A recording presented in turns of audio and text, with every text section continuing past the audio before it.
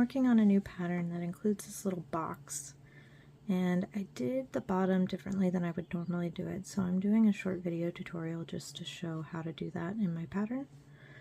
So I have my box base ready to go.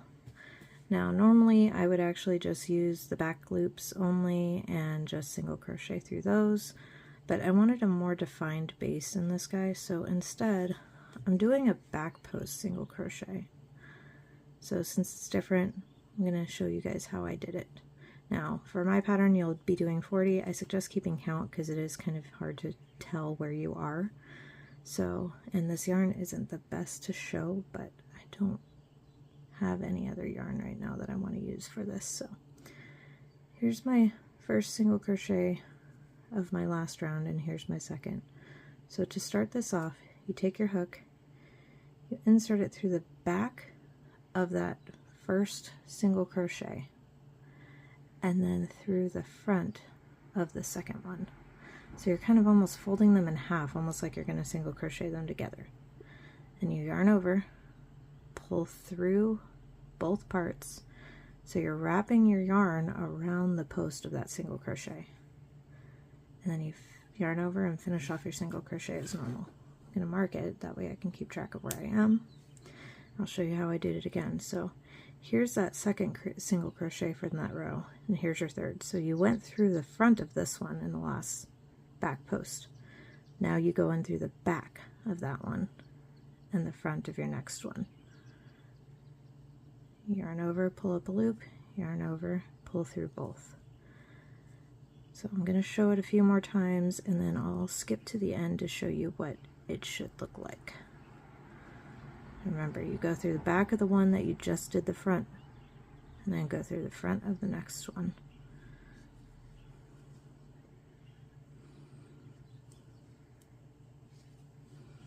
And remember to keep count so you know where you're at. I'm at 36 stitches now. I'm going to show you how to finish this up. So 37,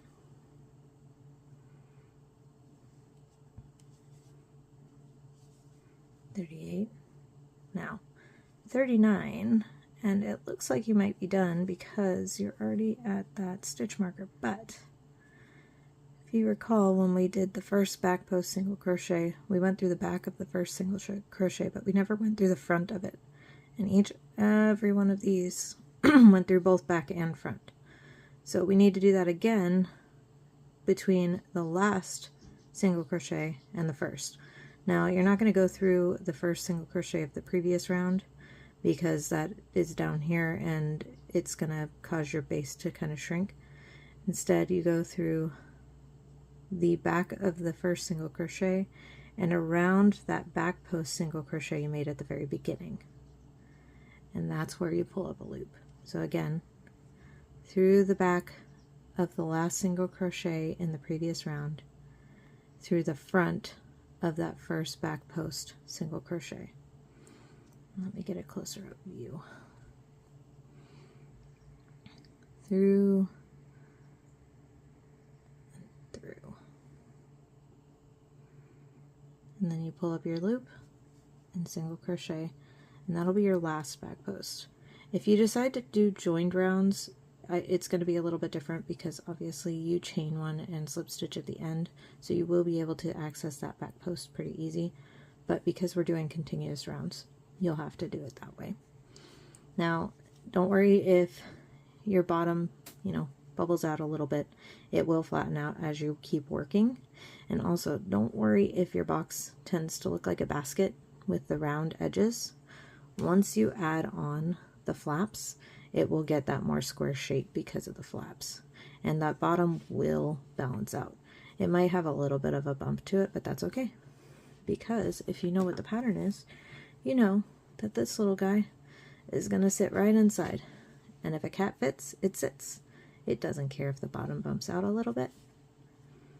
Hope you enjoy the pattern.